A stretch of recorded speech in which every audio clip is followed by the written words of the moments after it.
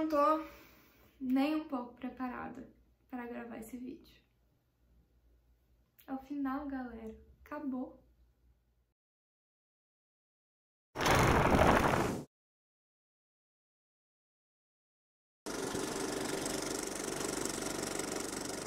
Oi, gente, tudo bem com vocês? Bem-vindos a mais um e ao último, eu nem acredito nisso, do Projeto Catete. Gente, eu tô muito chocada, muito feliz, muito realizada, mas também muito chateada que tá no fim. Mas enfim, tô com todos esses sentimentos muito bons porque foi uma experiência incrível, incrível, incrível. Eu amei muito e eu espero que vocês tenham gostado também. Vamos lá! Não sei quanto tempo esse vídeo vai ter, tá bom? Tô empolgada, eu tô bem menos... como que eu falo? Não é emotiva, mas enfim, eu tô bem menos emotiva do que eu achei que eu estaria, porque eu gostei muito mais desse final e o meu sentimento foi muito melhor do que eu achei que seria no final do livro. Enfim, vocês vão entender, tá?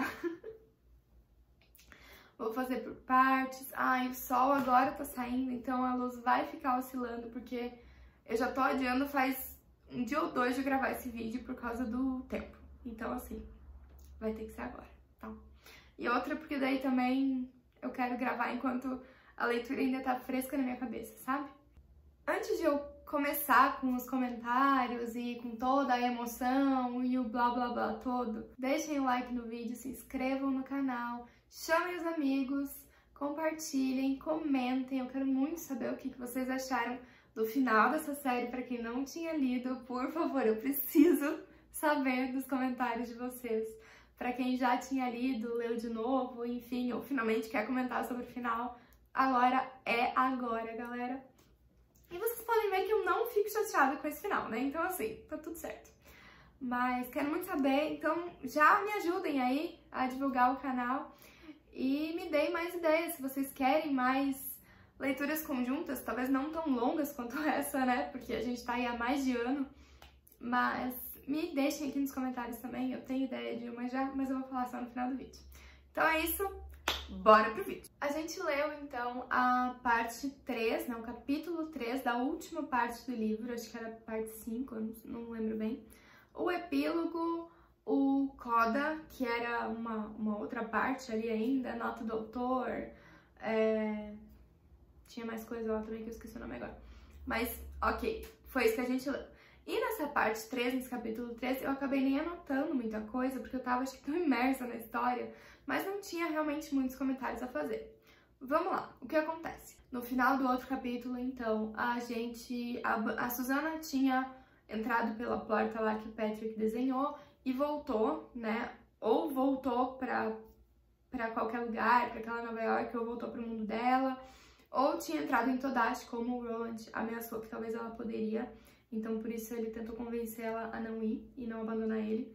O Roy morreu, infelizmente, por conta do Mordred, mas o Roland matou o Mordred. Então, agora, Roland e Patrick estão no caminho ali pra Torre Negra, nos quilômetros finais do caminho da torre. E todo esse caminho é muito descrito, que é um mar de rosas, assim, muitas, muitas, muitas. O caminho tá tomado inteiro vermelho. Tem aqui referências de que parece um banho de sangue, de tantas rosas no caminho da torre e apenas uma estradinha, né, em direção à torre que não tem as rosas. O Roland sente um chamado muito forte, assim, de vozes e aquela coisa impelindo, essa palavra tá certa? Nem sei. Impelindo ele a ir até a torre, né, e chegar lá finalmente, abrir a porta e tudo mais. Só que o Rei Rubro tá lá, né? Ele tá do lado de fora, preso numa sacada, no andar mais baixo da torre, e ele tá lá. E a gente ouve a voz dele, né, pelo Roland, e ele gritando com o Roland, ele quer matar o Roland e tudo mais, não vai deixar ele subir, não vai deixar ele chegar perto. E ele tá atacando muitos pomos de ouro, né? Ele tem uma caixa de munição, sei lá o quê, e ele tá jogando pomo de ouro em cima dos dois, e o Roland consegue acertar os pomos com tiros. Mas eles acham cobertura em algum espaço que eu não entendi direito o que é, atrás de uma pedra. Não entendi o que é aquela estrutura que eles conseguem se abrigar. Mas assim, o Roland tem número de balas limitadas, né? Ele não sabe quantos pomos de ouro o Rei Rubro tem e quanto, né, o Rei Rubro vai fazer, e o que mais ele tem lá pra atacar o Roland. E, gente, se o Roland morresse no caminho pra torre, mas não botasse o pé lá dentro, pra que essa série toda serviu, né? Mentira, a jornada toda foi incrível, conhecemos muitos personagens muito sensacionais, mas assim, o objetivo final era exatamente esse, né? Então, não dava. O que acontece é que o Roland, em algumas partes atrás, eu acho, ele tinha comentado que ele sempre sonhava com a torre e tinha a visão dele chegando na Torre Negra ao pôr do sol. E aí, o que ele captou nesse momento é que esse chamado estava ficando cada vez mais forte. Em algum momento ele não conseguiria mais resistir e ele teria que seguir o caminho. E se o Rei Rubro ainda estivesse lá em cima atacando ele iria morrer e daí tudo ia pro saco, né? Então, por isso que ele viu que seria pro pôr do sol, porque seria o momento em que ele não aguentaria mais, ele não iria mais conseguir resistir e ele ia ter que seguir o caminho até a torre, mesmo com o Rei Rubro lá. Então, o que ele pensa, né? Será que os poderes de desenho do Patrick, da mesma forma que ele conseguiu apagar aquela ferida da Susana e construir a porta e tudo mais, será que ele conseguiria apagar o Rei Rubro? E foi o que ele fez. Achei uma sacada de gênio muito legal. E o que primeiro ele fez, ele demorou bastante para fazer o desenho e foi tipo a obra de arte da vida dele. E aí, ele não falava, né? Ele não fala, ele não tem a língua. Mas ele disse que o Roland precisaria pegar uma das rosas desse jardim gigante, porque ele precisava da rosa. E eu não tava entendendo nada que eu tava lendo naquela hora. Mas o Roland foi, não poderia ter sido Patrick, foi o Roland. Ele catou uma rosa, se machucou bastante pelos espinhos, a mão dele ficou super sangrando. E tá, ele desenhou ali o Rei Rubro, a torre, não sei o quê. E aí o que ele fez? Ele fez uma pasta com as pétalas da rosa e um pouco do sangue do Roland, uma pasta vermelha, uma tinta, e ele pintou os olhos do Rei Rubro no desenho. O que isso fez foi cegar o Rei Rubro. Então aí já foi uma coisa boa, porque ele não poderia ver onde ele estava atacando. E a partir disso, ele começou a apagar o desenho, apagou as mãos primeiro, né, pra ele não poder atacar e tal, e conseguiu apagar o Rei Rubro, e ficaram apenas os dois olhos, acho que para todo sempre, ali presos naquela sacada, sem poder fazer nada, sem poder fazer mais nada, justamente. Então, a partir disso, o Roland pôde seguir o seu caminho, finalmente ele pôde atender o chamado da torre, que estava tão forte. Nisso, o Roland sabe que mais ninguém poderia entrar na torre com ele, então ele fala pro Patrick seguir de volta o caminho que eles fizeram até ele encontrar o Robobil, e de lá o robô, acho que mandaria ele para uma das portas para poder ir para outro mundo.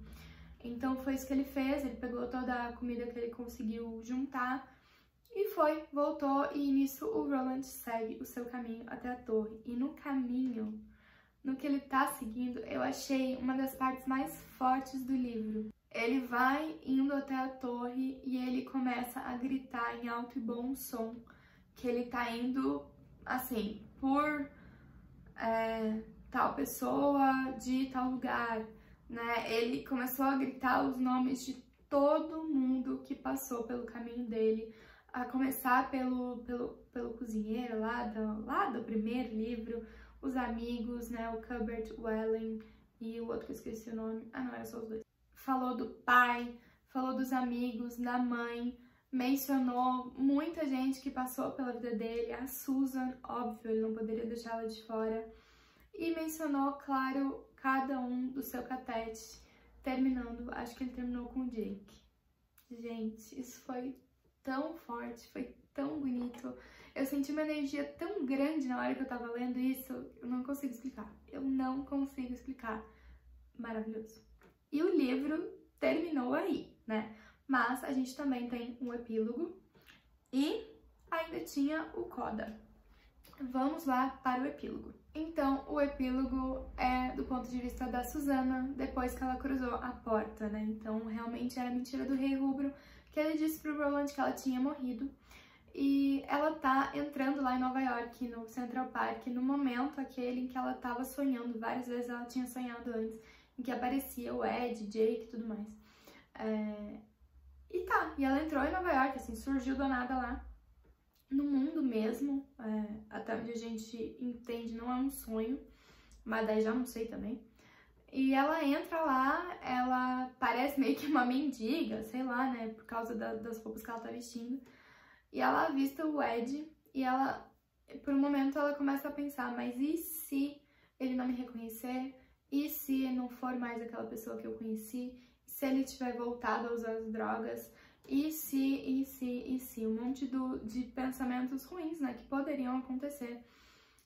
E aí ela vai em direção a ele, ou ele vai em direção a ela, não lembro bem. E eles começam a conversar.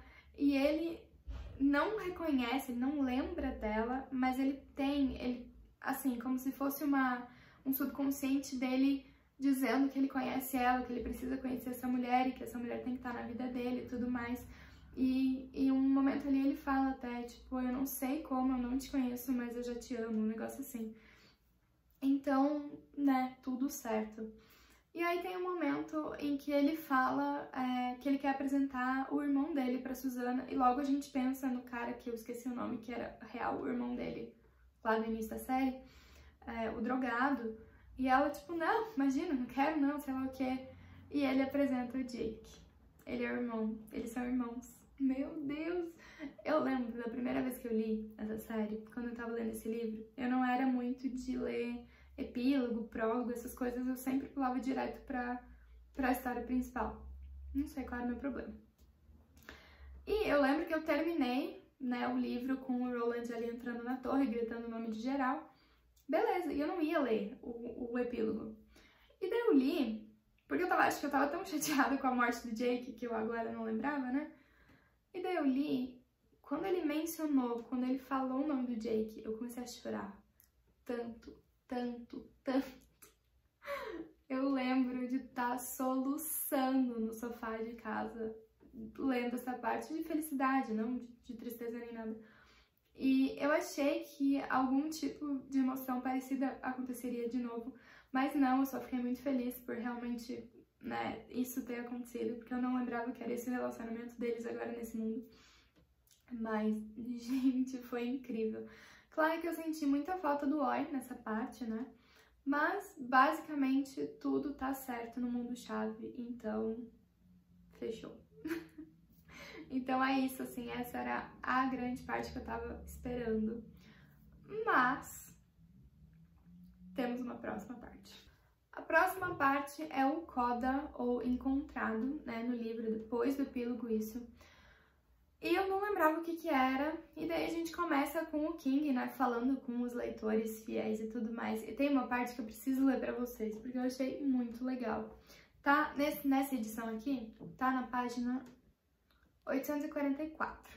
Então é o King falando com o leitor aqui sobre, né, o final, não sei o que, e aqui tem uma parte que diz assim: meu caro e fiel leitor, eu lhe digo o seguinte, você pode parar aqui. Pode deixar sua última memória ser a visão de Ed, Susana e Jake no Central Park, de novo juntos pela primeira vez. Você pode se alegrar sabendo que, mais cedo ou mais tarde, Oi também entrará no quadro. Provavelmente numa versão canina, com pescoço comprido, curiosos olhos rodeados de dourado e um latido que às vezes vai soar estranhamente como fala. E eu fiquei muito feliz nessa parte quando eu li isso. É um belo quadro, não é? Eu penso que sim. E também parece bastante perto do Felizes para Sempre. Se você continuar, ficará certamente desapontado, talvez até de coração partido. Não existe essa coisa de final feliz. Nunca encontrei nenhum capaz de se igualar ao Era Uma Vez. Os finais não têm coração. O final é só outro nome para adeus. Eu achei essa parte muito legal, porque logo depois disso ele começa então a contar o que aconteceu com o Roland assim que ele entra na torre, né? E ele fala assim, vai por sua conta e risco, para de ler aqui, porque aqui o final tá bom, tá bonito, tá gostoso, beleza, show. Mas não, né? Claro que não. Então, a gente volta pra visão do Roland entrando na torre. E, né, tem cada patamar da torre é dividido por, adivinha, 19 degraus, óbvio.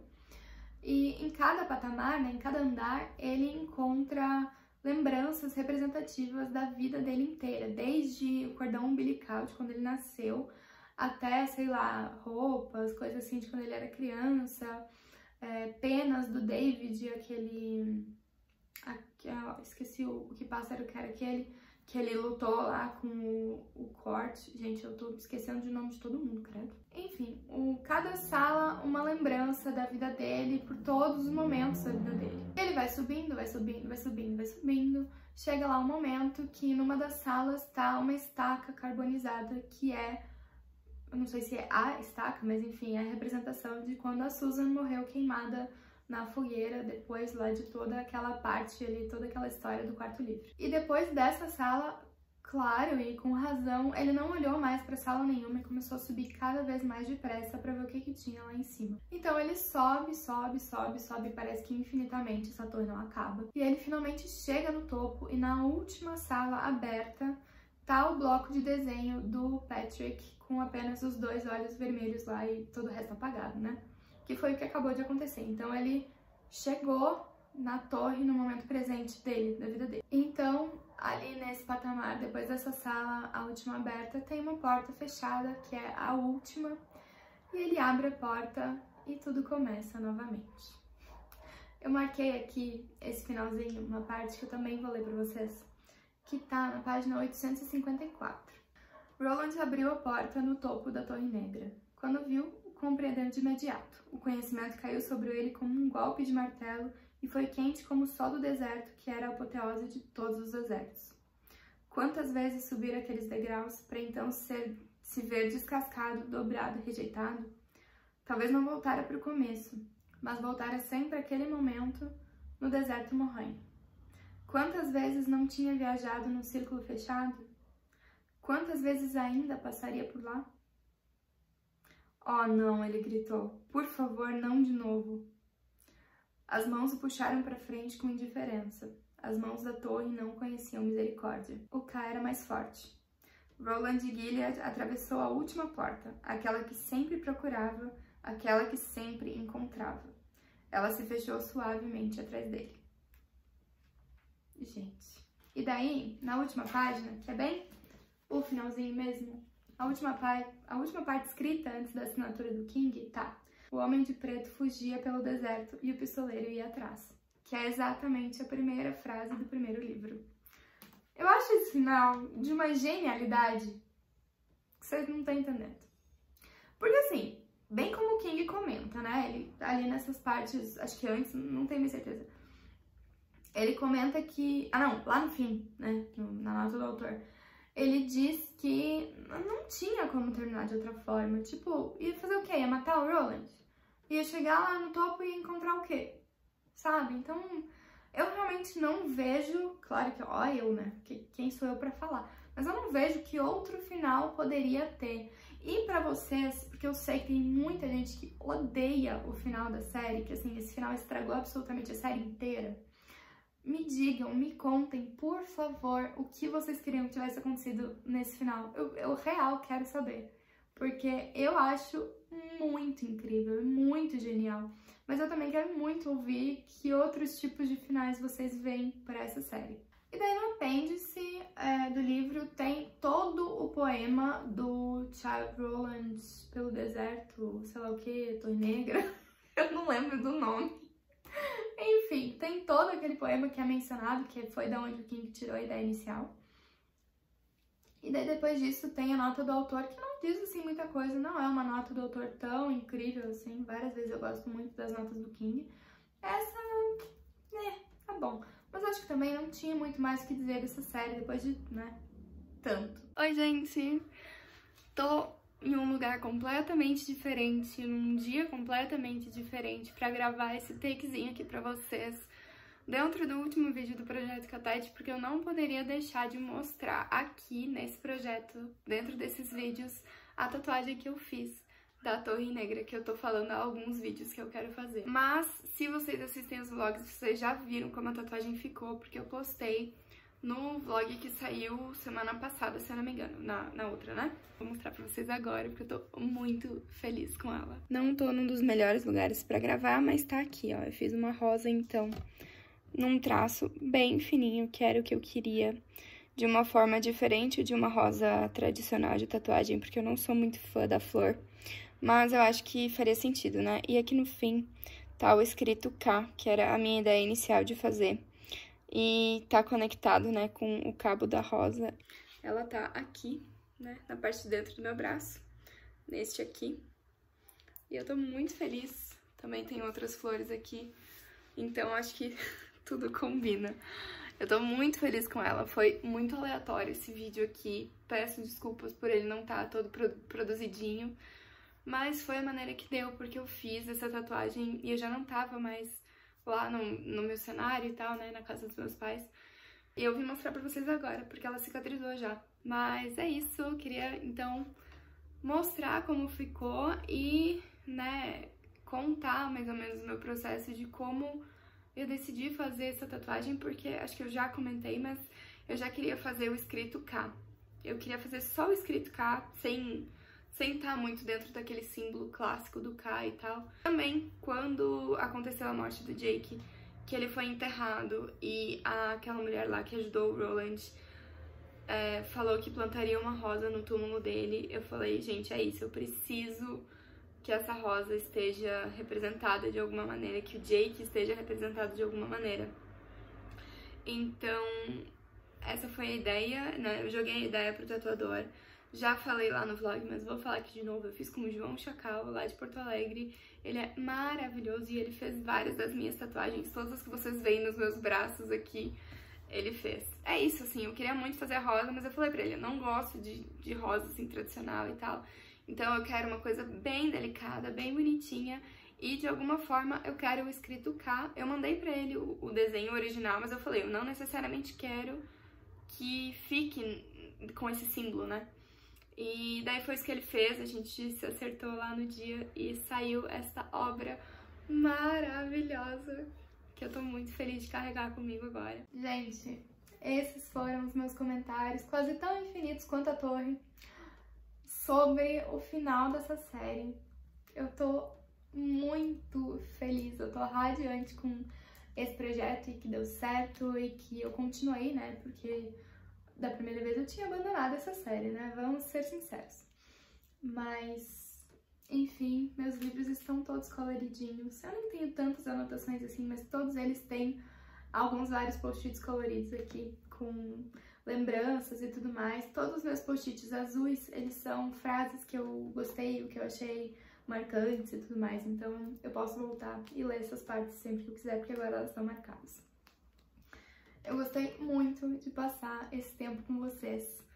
Muito obrigada por cada comentário, por cada participação. Eu gostei demais. Eu espero muito que vocês tenham gostado também dessa jornada, né? Que foi ler A Torre Negra em conjunto e todas as divisões dos livros, tantas horas lidas, enfim.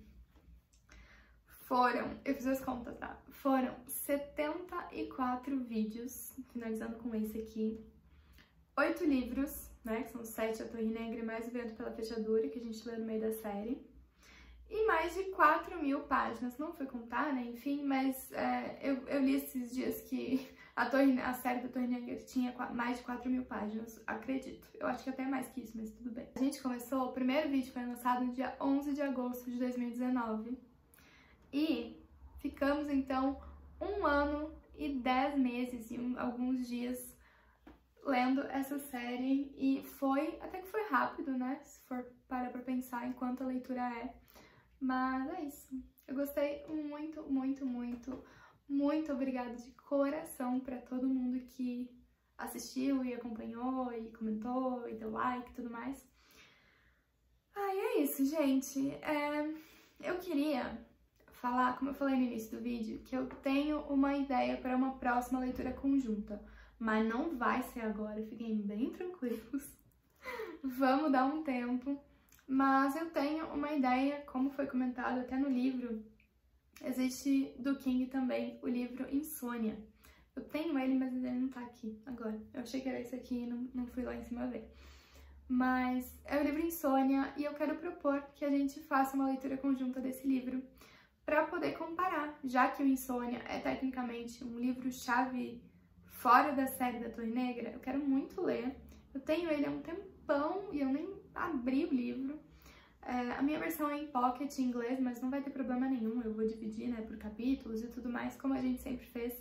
Quero saber se vocês querem, se vocês aceitam ou se vocês têm uma outra ideia de leitura conjunta. Não precisa ser só King, tá? Mas é isso.